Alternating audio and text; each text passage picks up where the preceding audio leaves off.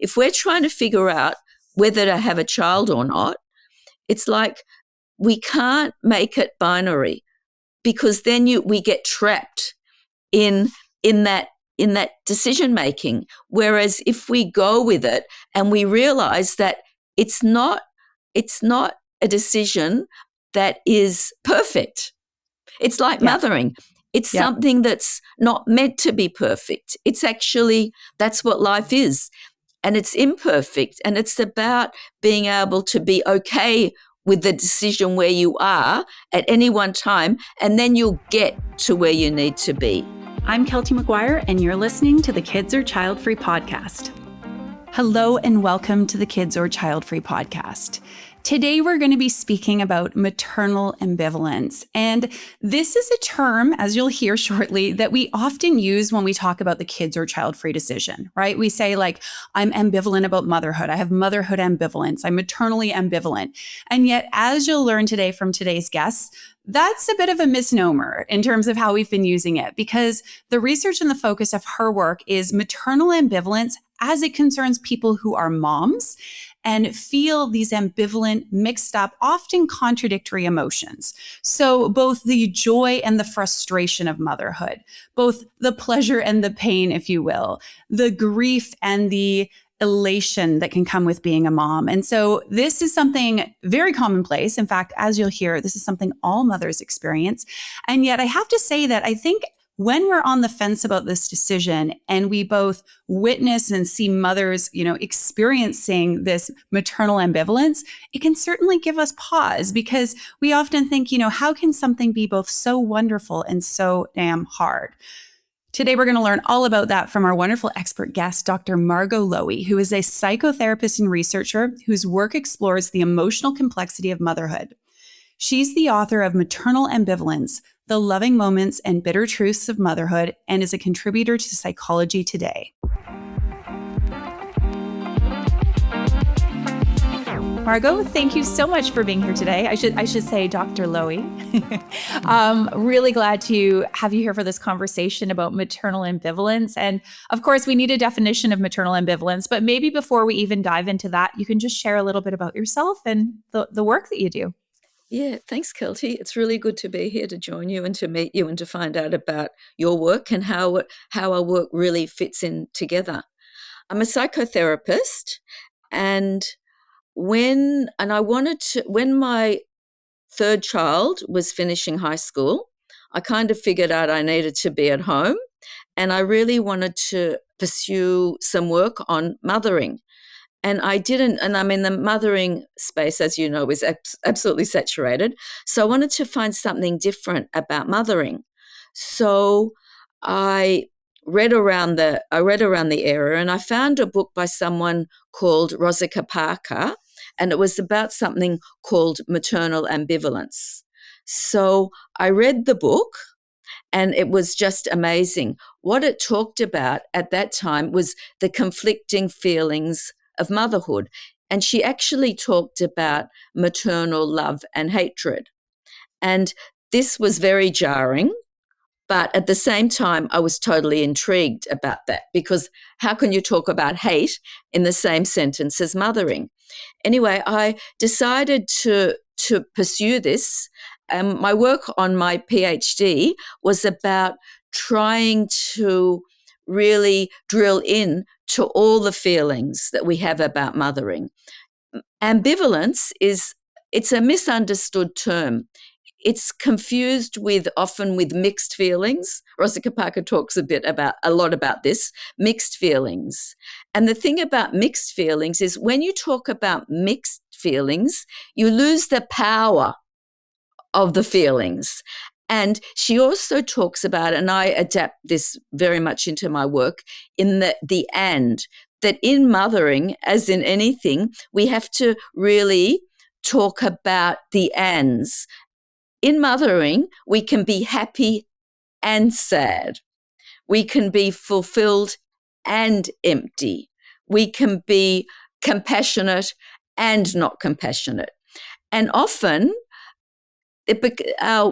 our selves become very binary, and we think in terms of you can be happy or sad. You can be compassionate or not compassionate. And my work is all about bringing all these feelings together. So that's really a very simplified way of thinking about maternal ambivalence. And the other very important part of my work is the difficult feelings of mothering, which are often taboo to talk about, are so important. It's important to really understand our difficult feelings and to realize that they actually shape our mothering and we can't neglect them. But what we kind of do as mothers is we don't really want to talk about them and we kind of push them aside. And my work is talking about leaning into them and trying to understand them. And they're like a path to understand ourselves and our children. And if we neglect them, we miss out a whole part of our mothering experience. And I really, really think it's important to name these feelings and to become familiar with them and not to allow them to become taboo. You couldn't have set up our conversation better. And I feel like everything you just shared, I'm like, oh, there's a lot of jumping off points there. Yes. First of all, I think when people hear this term maternal ambivalence, and I'll admit I've sometimes used it in the context of this kids or child-free decision, i.e. Yes. I feel ambivalent about whether I'd like to become a mom. And your expertise is for people who are mothers, the complex, often contradictory emotions and experiences that mothers, I'm guessing, would you say all mothers experience? Is this universal? All mothers. Yeah. Okay. In their own way. I mean, Yeah. I think, the other thing about ambivalence is, and this is what I want to dispel, it's kind of used as something that we don't like ambivalence is bad. Yeah. And this is not what I'm saying. I think ambivalence is really regular. It's really normal. It's really normal to have all these contradictory and conflicting feelings about mothering, and which fits with your work, about the decision to become a mother. But it's not only about that decision. And I really would like to talk a little bit, if that's all right with you, about this decision. Yeah, let's do it. Because I've thought a lot about making that decision. And I think where mothers and we all get stuck is when we go back to its awe and having a regret. And will I make the right decision? It will be right or it will be wrong. Yeah. Whereas I say it's going to be right and it's going to be wrong. Some days it's going to be what you think it's going to be, and other days it's not. And some days you'll be fed up with the decision that you make, and some days you won't. And what I'm saying is it's all these things, and it's really about flowing with them. And a lot of my work is about flowing and surrendering. We have to flow and we have to surrender.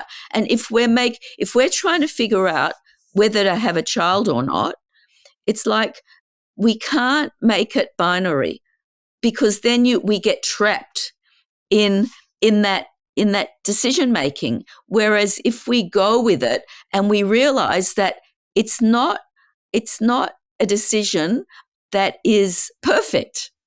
It's like mothering. It's something that's not meant to be perfect. It's actually, that's what life is. And it's imperfect. And it's about being able to be okay with the decision where you are at any one time, and then you'll get to where you need to be, where you're meant to be to. And I think the other part of this, of making the decision, comes back to actually mothering and the ideals that are set up about mothering, because mothering is meant to be a situation or experience. This is like a myth that you can be on 24/7, always compassionate, always kind, always wonderful, and it's just not like that. And that is like a myth of mothering. And we talk about paradox. The paradox of mothering is we all think we can be perfect and we know we can't. Yeah. And I think it goes back to the decisions about becoming a mother. It's the same thing. It's like we're not going to be able to make the perfect decision. What we would like to be able to do is make an enough decision, which fits with us, which is okay for us. It's more like that.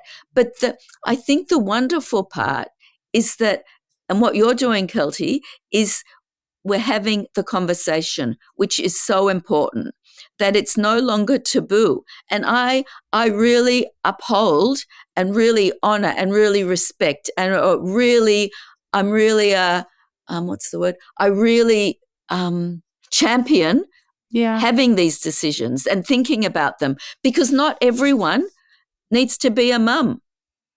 Absolutely. But if we do make the decision to be a mum, we need to know that it's never always okay. And sometimes it's not, and that's okay. And for the people that decide not to be mums, that's also okay. And it really goes into this kind of misunderstanding or this myth about mothering that mothers always know. No, we don't. We're human. We're not machines. But there's this aura about mothering that people think that mothers, or there's a should about that. And it doesn't exist. So, but it's up to us as women, would-be mothers or would-be not mothers, to dispel that and to be okay with it and to dispel the myth that we all know what's right all the time. Yeah. I want to dive into virtually everything you've just shared in more detail. And the first thing I want to start with is just I like what you talk about, the and. It can be this and that. I say to people, Yes. it's going to be wonderful and it's going to be challenging. It's going to be beautiful and there's going to be grief. And that applies to either side of the decision, no matter what you choose. And there's also, of course, inherent, I think specifically with becoming a mom, like people, there's, like you say, there can be sort of this aura around motherhood and how perfect I think women feel they need to be as a mom that adds this additional layer of pressure and can I keep up and can I be this? But then there's also still that contradiction that's often presented of like, this is the best thing and the hardest thing. And I guess my question is, why do you think it's so hard for us to accept that things can be both, that the and exists, that this is a nuanced thing, that one decision can be both right and wrong? Like, why do you think we need to think in such black and white terms, if you will? Because I see that so much in my coaching with people. It's like the way they're thinking about this decision is exacerbating the indecision so much. Yes. Yeah. Okay. I love that. Okay. I talk a lot generally about there can be more than one truth at one time. And I started this thinking about this notion in the 90s, in the early 2000s. And that is really what intrigued me about ambivalence. And I just want to go back one step. The opposite of ambivalence, which is sometimes confused, is indifference. And indifference is the opposite. Indifference is cutting off. It's not caring. It's making something binary. Whereas ambivalence is a connection. And it's a connection with all one's feelings. And why I'm bringing this in here is it's the ability to be able to live with this conflict, with the fact that there are going to be contradictions in life and in mothering. And it's quite an evolved experience or state of mind to be able to hold on to that, to be able to hold on to, I can be happy and I can be unhappy. I can see it as the most mothering, as the most freeing thing I can do, and also the most trapping thing. That mothering can be wonderful and it can be terrible. That mothering can fulfill us so much, but can take so much from us. It can be fulfilling and it can be a loss. And I think this is the struggle. And it's almost like what I've learned in my own mothering experience is I actually have to surrender to the fact that this is going to be an experience that I'm not going to be in charge of. But I have to flow with it. I have to surrender to it. And the other thing is, and one of the reasons I wrote my book, it's not there, I've got to put And it here where I please can mention see. the title of your book, by the way.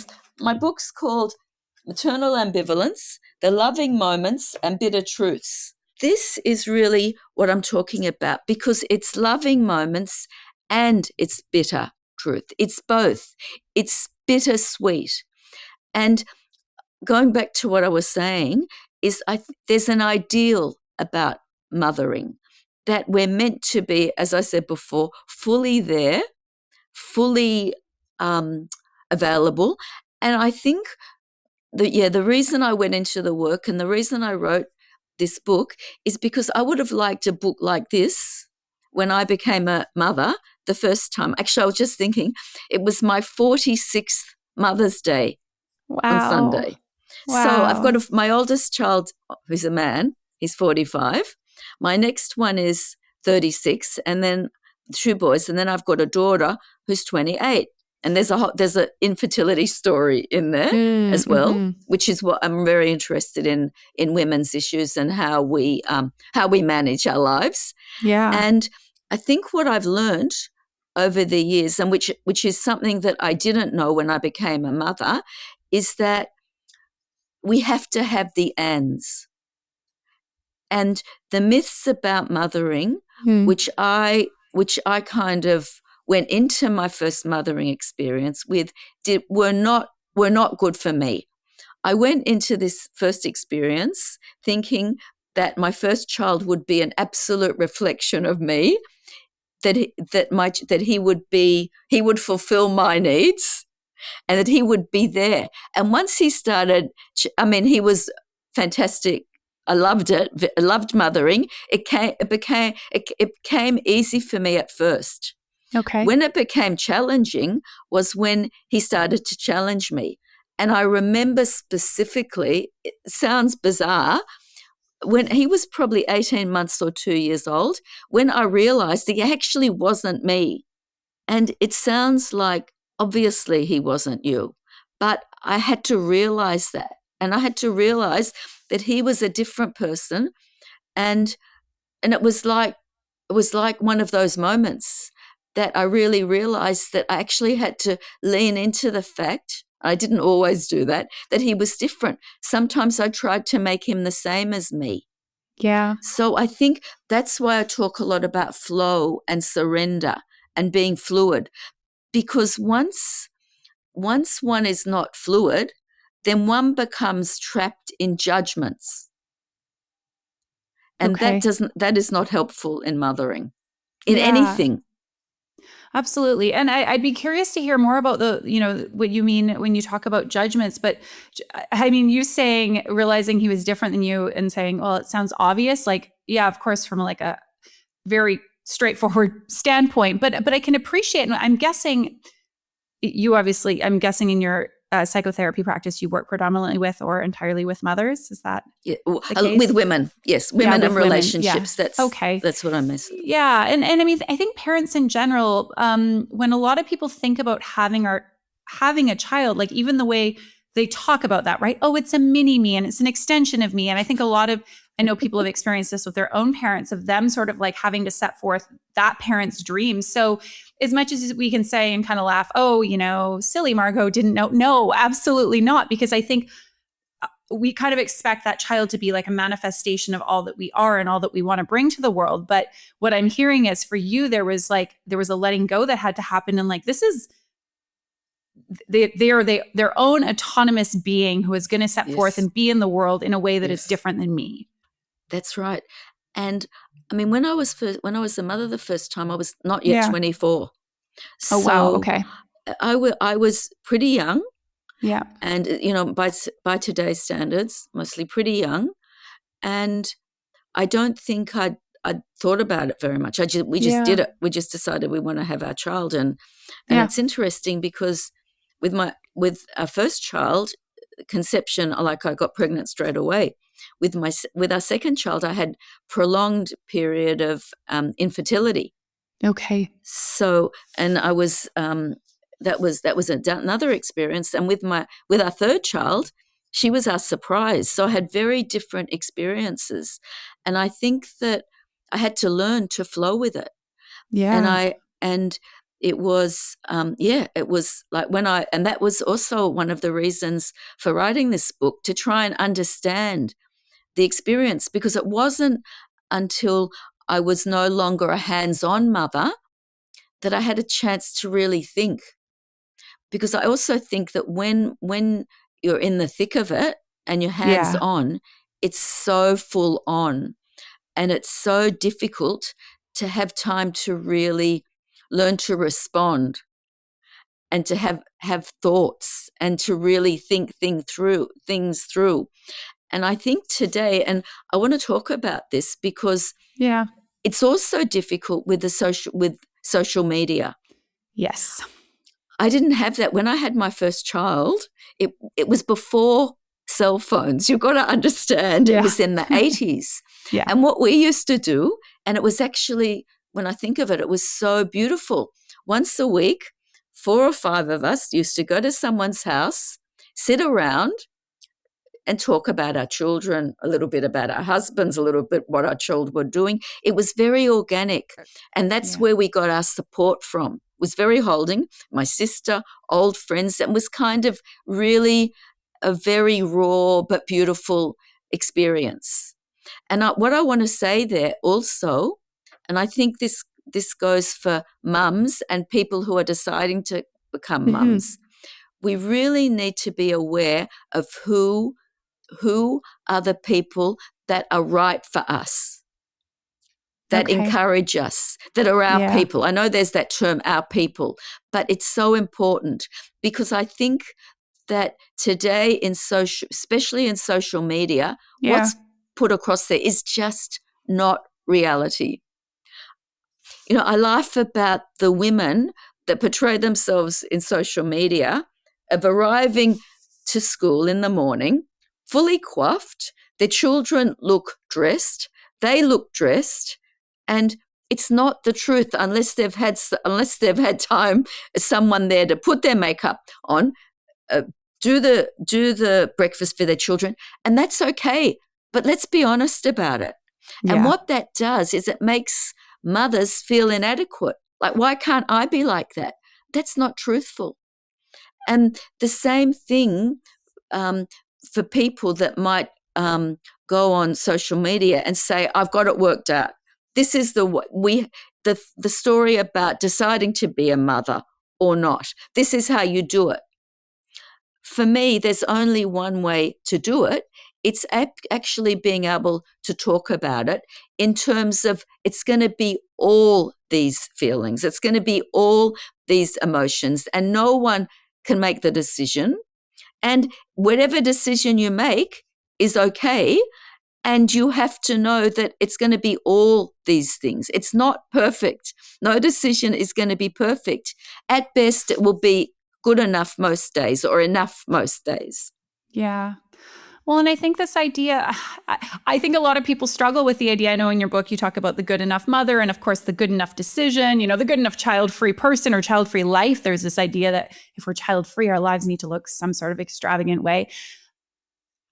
That's tough for people. I think especially in this world of self-improvement and actualization, and the fact that I need to be the utmost of anything. And so, yes. And also, let's just say, with the social media piece, it can portray things as really glossy, this sort of romanticized notion of motherhood. I like that. But we're also seeing the flip side. A lot of people are seeing very stark realities portrayed of this is terrible and I haven't slept in 3 years. And so I think a lot of people are like, I don't know what to do with this. How do I marry together the perfectly coiffed, as you say, shiny picture of motherhood and the beautiful moments and the Mother's Day with the kids in bed and da-da-da. How do I marry that with, this is the hardest thing ever? I think a lot of people are like, I don't know what to do with that. So what would you say someone should do if they're trying to navigate this decision with the messy middle?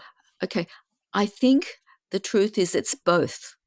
Yeah. It's the most wonderful experience. I mean, I was really lucky because I didn't have to think about it. I desperately wanted to be a mother. Yeah. And I desperately, I enjoyed, especially my early mothering I loved. And as they challenged me, I found that a little bit more difficult.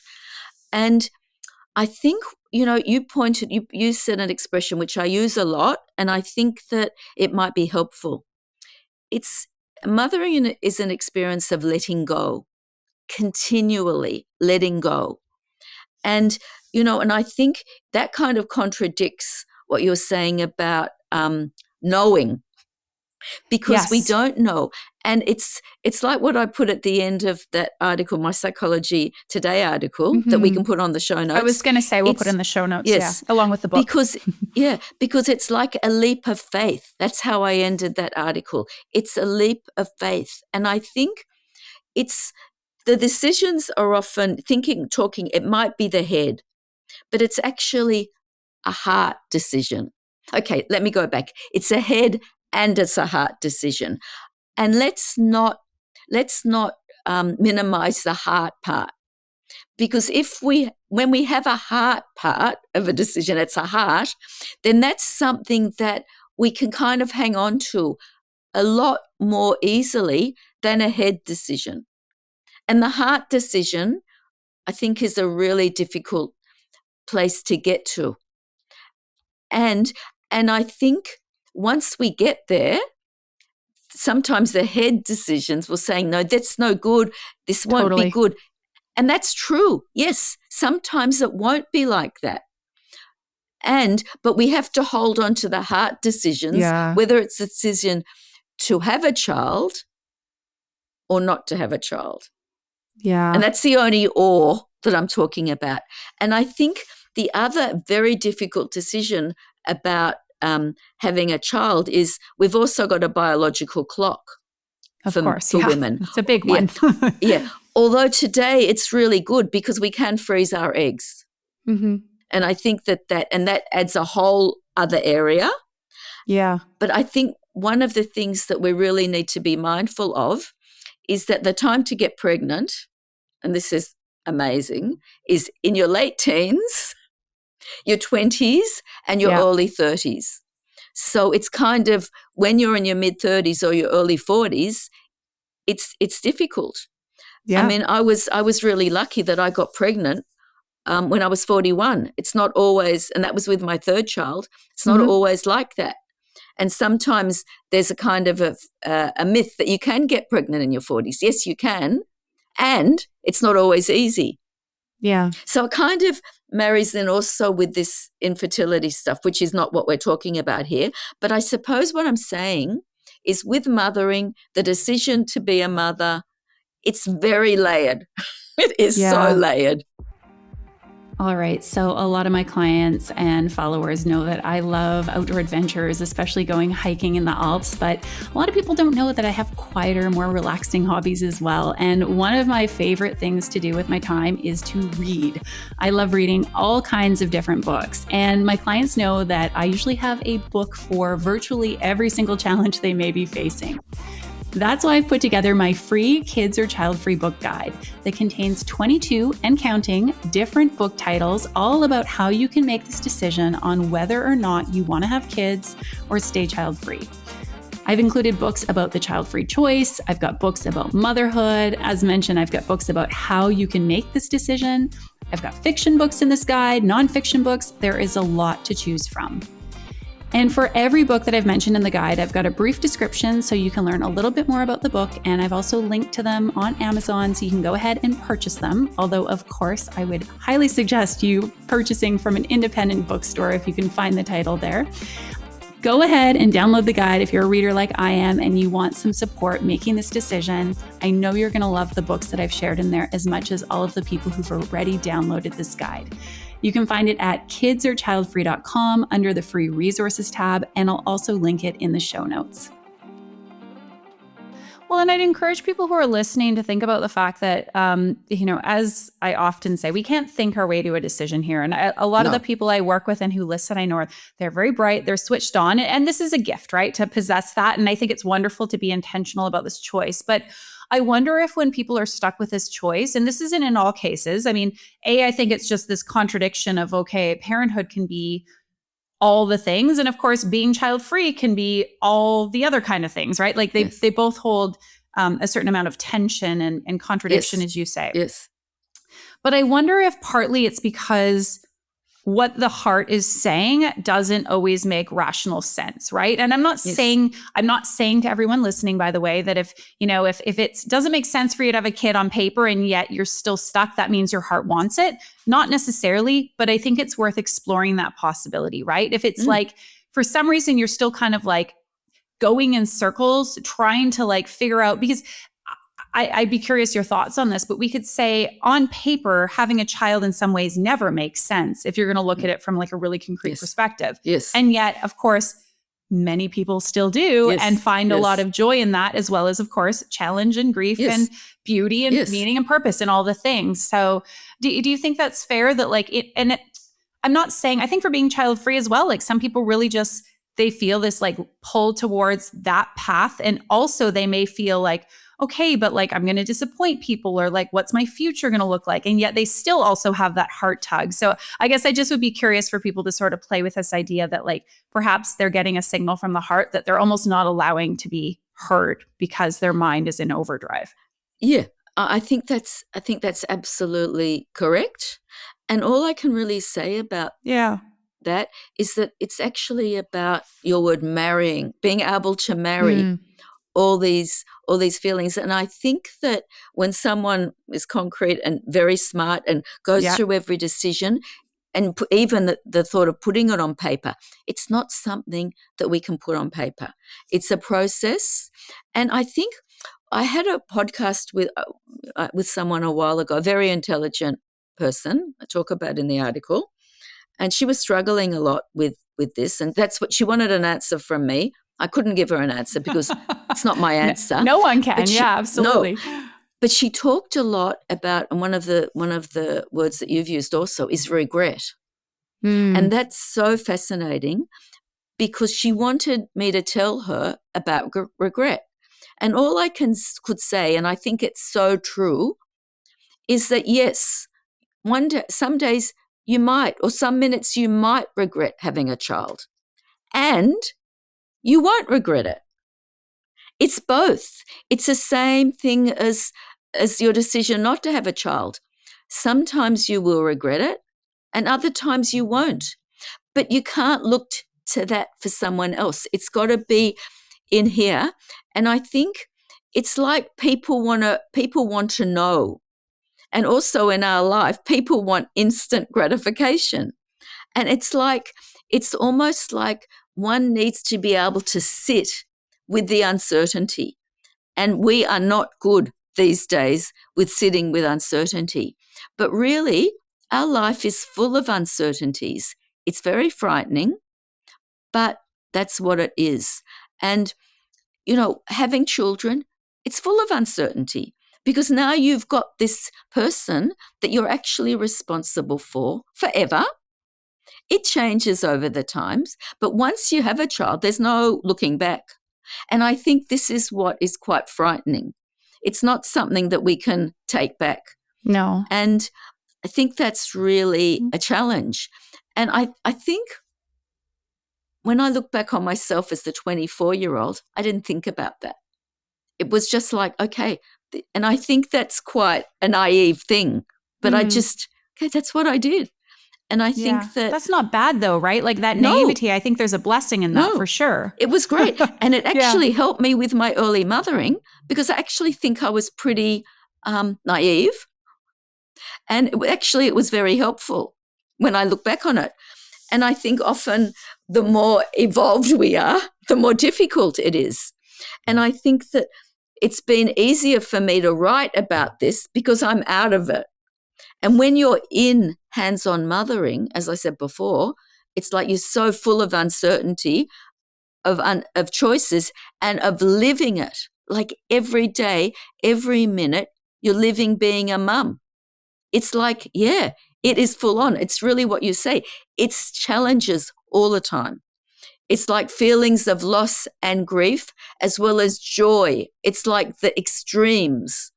And it's like, and that's what my job is, to really get people to understand. It's not or, it's and.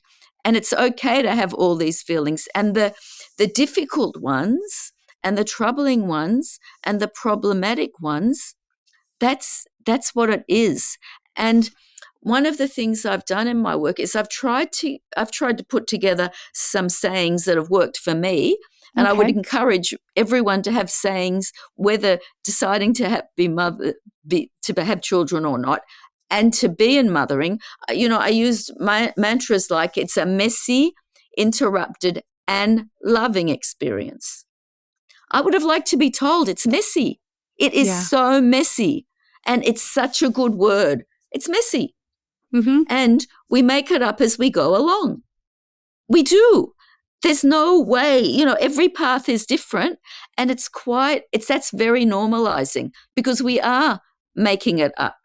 And the other thing is, and I know we're talking about the letting go, it's like mothering is always letting go.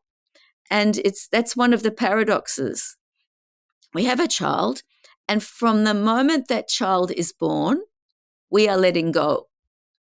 Just as an aside, someone wrote about having their baby and trying to navigate that experience of one's baby going to sleep. Okay. Because when you think about it, when the baby goes to sleep for the first time, the baby or the infant goes into its own world. Mm-hmm. And the new mother, has to realize that baby has gone to its own world for an hour or two. And so we've got to let go that the baby is ours, because the baby actually has its own person because it's going to sleep. And then it's the whole experience of mothering, of letting go, when the baby first sleeps through the night. And then when the baby is no longer being breastfed, or the decision to bottle feed it. It's a letting go. And then when you go home from the hospital, it's another letting go. And then when the child goes to preschool, it's a letting go. And then when the child has its first walk, when you're not with the child. And then when there's a teenager and they're going out at night and you're so fearful of what's going to happen, and will they try alcohol, and will they try drugs? And you've kind of got to believe in them, but it's so hard and you're so worried. And then the other thing is when they leave home, and your feelings about that, and you've got the pride, and also you've got the fear, and you've got the feelings of they're themselves and they're growing up, and you've got the pride in this, but you've also got, they're moving away from me, and I brought this child up, and now I'm going to get left. Yeah. And then there's when you've got grown children, and then they become parents themselves, and how you've got to kind of watch them, and you can't interfere because that's not letting them grow themselves. And it's like forever. It's like letting go. It's like huge, and equally, and it's the most wonderful experience to me. Yeah. And it's not for everyone. That's what I'm saying. Yeah. It's not. But it's the ands is so wonderful. Yeah. Well, and I mean, you speak to this and about this so beautifully. I can tell you're a mom if you wouldn't have told me you're a mom, right? Like I feel all the complex emotions in that constant letting go. I guess I'm curious to know, I sometimes hear from people who say, but part of why this decision is so hard is they say, I'm not good with uncertainty. I'm not good at letting go. I find that really tough. If somebody feels that way, would you say that, and I appreciate neither you nor I can tell someone that what the right path is, but would you say that might be an indication that motherhood isn't for them? Or is it something that we can learn, like, to become more comfortable with, the letting go of the uncertainty? Yeah. I think that an evolved person has to be able to cope with uncertainty. And whether it's the decision to be a mother or not, or life, life is about uncertainty. And one of the things that made sense to me in my life is when I realized I didn't have control over my life. The only control I have is knowing that I'm not in control. It's that paradox. It's like surrendering to that paradox. And maybe that's helpful. I don't know. I do know that we need to be able to, in life, manage that life is uncertain. And I think with and I think that when you're talking to people who are uncertain, I think that having children is probably faces you and confronts you with the biggest uncertainty, because now you're actually having to be in charge of someone else. That is your responsibility. And that is so scary. Yeah. Yeah. So I'll as say you for me, said, yeah. Go ahead. Sorry, Margo. I don't have an answer. Yeah. It's just like surrendering and diving into that and believing that it's actually going to be okay, and it actually works out how it's meant to work out somehow. Yeah. And in saying that, it's a really important thing to try and instill in your children if you decide to have them. The things are going to work out. They won't work out exactly how you think. Yeah, it's, the letting go and uncertainty piece. Like, I think I've spoken about this on the podcast before, but it's certainly something that I've been challenged with. And let's be honest, I think most people have, right? And I read something, oh gosh, in the last year or so, and it sort of said that the biggest thing that people in the future will need is an ability to handle or sit with uncertainty. And I think there's so much truth there. I will say that not having children in some ways has felt like and I realize it's an illusion of control, but of course there isn't this separate being who there is in some ways more control for me. Okay, I've got my partner in our life, and I appreciate and know I can't control, family, friends, etc., nor the state of the world. And I won't say it's allowed me total avoidance of letting go and uncertainty, because that also comes with the child-free path in different ways, right? People think about, okay, even just this morning in bed, my husband and I wake up and we're talking well, who might care for us or look out for us when we're older? We're dealing with this with his parents right now. And of course, it's an assumption that people make often incorrectly that their kids will be there. But the point is there's that uncertainty piece for us. And never mind when we're old, if we get to be old, and what it might be like when we're old, and what kind of care support we might need, and who are those relationships going to be pardon me. I think just appreciating that there's going to be uncertainty and letting go. And that is something I think for me, my, life, soul's journey, however you want to frame it, is I've taken that as something that I'm working through, although not too hard, right? I'm trying to be in flow with the learning to how to let go. I don't want to muscle my way through. And I think it's also important to maybe, in the context of this decision, give some consideration to that piece around the necessity for that, particularly with motherhood, of the letting go. Yeah. And I absolutely get what you're saying. And it doesn't, if one's decision not to have children is the decision, it doesn't mean there's not going to be uncertainty in one's life. It'll be I think motherhood brings in many more layers, because you've got to look up.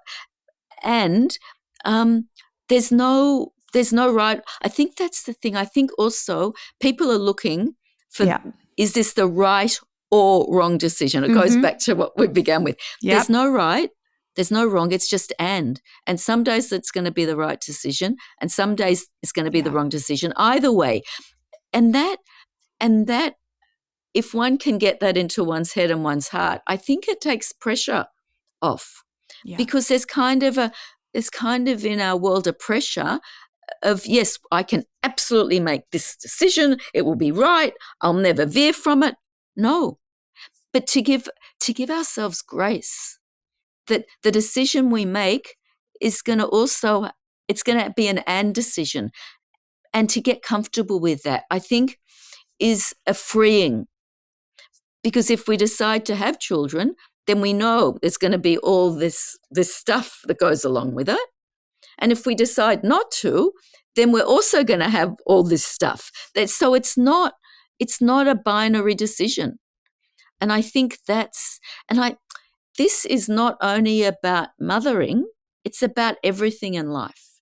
It's about not looking through a lens of there's a definite right or wrong.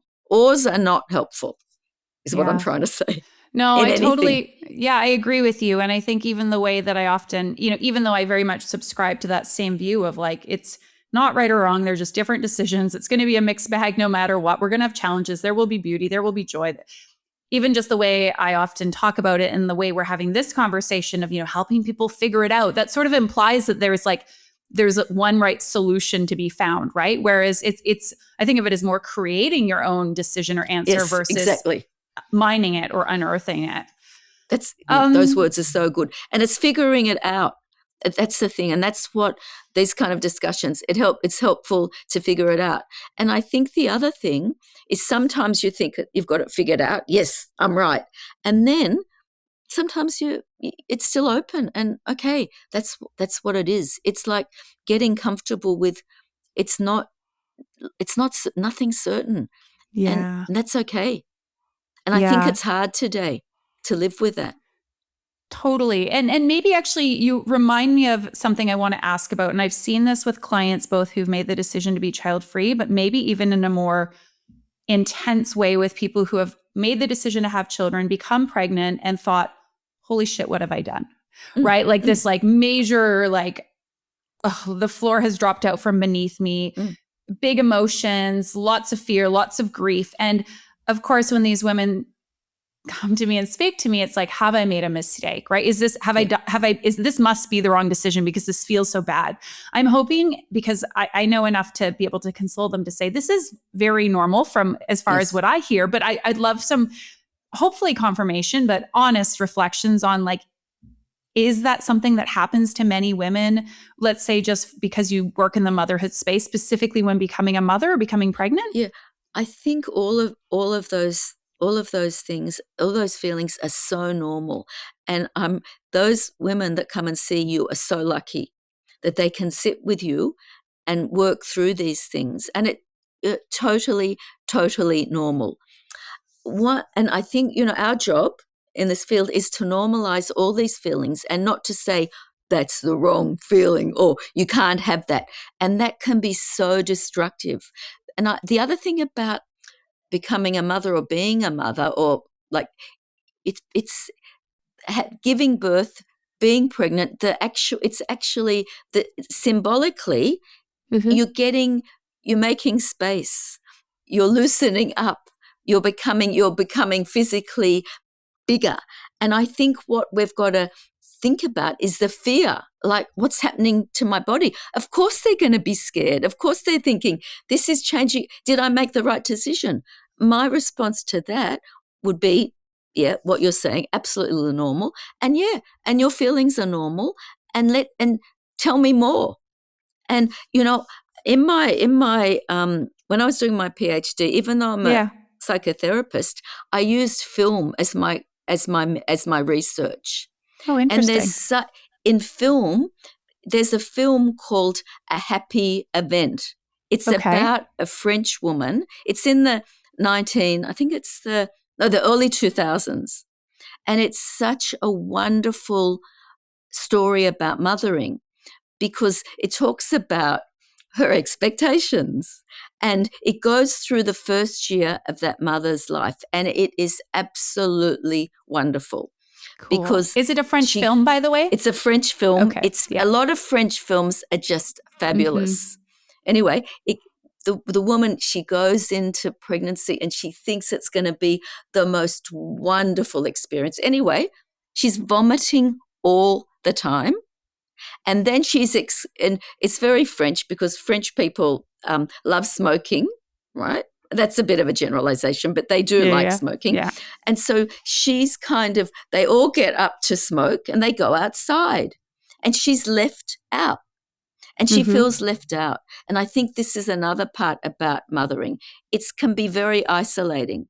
And I think that's maybe what these women that come to see you aren't able to necessarily articulate. Mothering, or maybe they can't put in words. Mothering is very lonely. And as much as you have people with you, it's lonely. And every experience of mothering is different. It's unique and it's different and it's lonely. And maybe we aren't making the space for this. And maybe part of our work needs to be to talk about this initial part of the pregnancy and how lonely and alienating and wonderful it can be. And what I've found in my experience is when the pregnancy is difficult it's really challenging when the baby is born. And I think we need to have more understanding for these mums, that when you have a good pregnancy and you can welcome your child, it's one thing. And when you have a difficult pregnancy, it's also difficult. And we don't get those nuances right. We don't give enough time and attention to this. And, you know, when I'm talking to you, I mean, every podcast I have brings up different things. And this one's been particularly creative for me because there's elements that I hadn't really gone into. And I think that this film is really wonderful because then the mother's experience, she's in hospital having the baby and they send her home and she's petrified. I'm not ready to go home. I want to stay here. And the nurse who attends her is so wonderful. She says, yes, I know that. And you're going to be okay. And there's such a picture of the woman and she's in her apartment in Paris and she's like, I can't cope with this. I can't stand it. And then the partner goes off to work and she's left with this newborn. And she can't have a cup of coffee all day. She can't even have a shower. And it's like this part of mothering. And she says, and she also says, this is the best experience. Like it's like it captures everything. Yeah. And that's those why contradictions. what feels like contradictions. Yeah. Yeah. And even the title is a happy event. And when you see it, yes, it is happy and it's unhappy.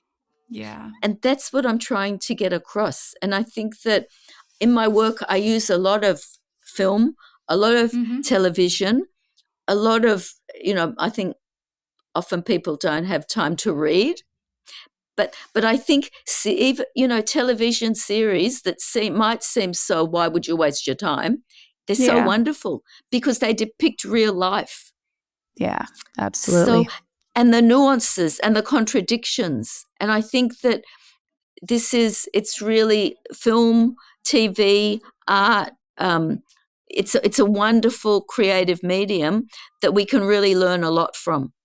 Yeah. I was going to say that's why art's so important, right? It helps us explore and, you know, give voice to things that we often otherwise can't. So yes, yeah. Is there anything we haven't talked about today that you still want to touch on that feels important to this conversation?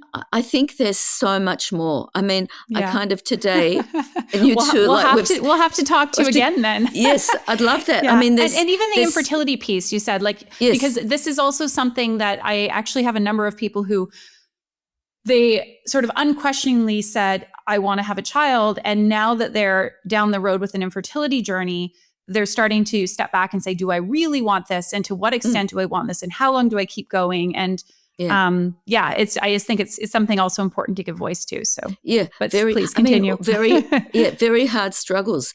And I think the good thing is that we're starting to talk about it. And I think that talking about it is what I talk about a lot in my work is naming, because if you name something, you can actually manage it. And if you don't name it, it's really hard to grapple with it. Yeah. And one of the things about ambivalence is by naming the fact that we have all these conflicting feelings and they're okay, and that mothering is messy and interrupted, and that the other thing that I do want to say, which is one of my sayings, is that being a mother is really, and I wasn't told this, and I wish someone would have told me, is that mothering is an experience of making mistakes and fixing them up. And making mistakes and fixing them up. This is the only way you can learn about being a mother. And we're given this thing, you've got to know. No, you don't know. It's like learning. And I think as I'm talking to you, I'm kind of thinking about the decision about not being a mother is also a learning. Absolutely. It's a learning experience. And it's also experience of making mistakes and dealing with them and it's all the same. And what I'm talking about here, it's a flow. And we only learn by making mistakes and registering that that's a mistake and it's okay. It's okay to make mistakes. It's the only way to learn. And I think our society is very much about, no, mistakes aren't really that good. But that's the paradox of being a mother and maybe deciding not to be a mother. It's the paradox. The only way you learn is making mistakes. And it's really what it is. Well, I appreciate you giving us the permission we need to make mistakes and to embrace the and the contradiction, the paradox, all of the emotions, the idea that there's just, there's right and wrong inherent in any decision. There can be regret and no regret inherent in any decision. And that ultimately we make a decision and we figure it out. And it's going to be messy and chaotic and beautiful. Yeah, all those things. And we need to be forgiving of ourselves. It's so important. And I think this underlies all this conversation, because as mothers, as women making the decision, we're not really forgiving of ourselves, and we really need to be. Yeah. We do make mistakes, and that's human. Mothers, women, everyone, we're not robots. We're not machines. We're human beings. Yes.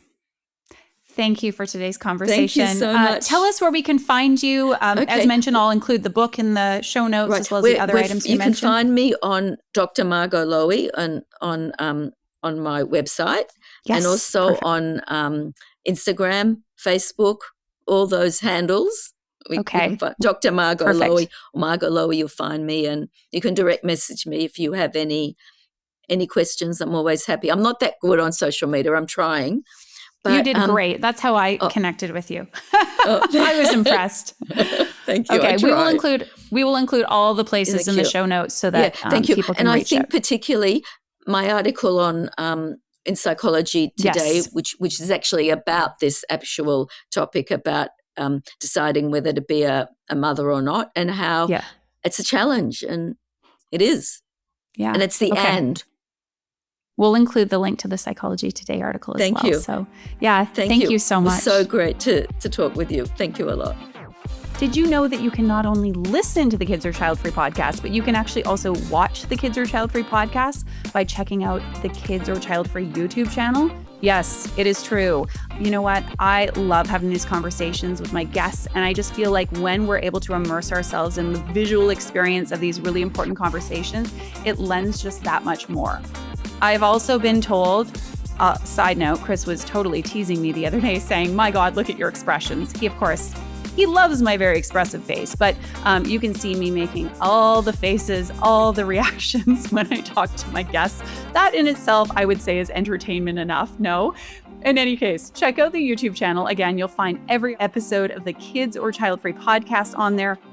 And you can also check out a bunch of different short form videos on there, other podcasts that I've appeared on. We've got all kinds of good stuff for you, again, on the Kids Are Child-Free YouTube channel, which I will link in the show notes of this episode.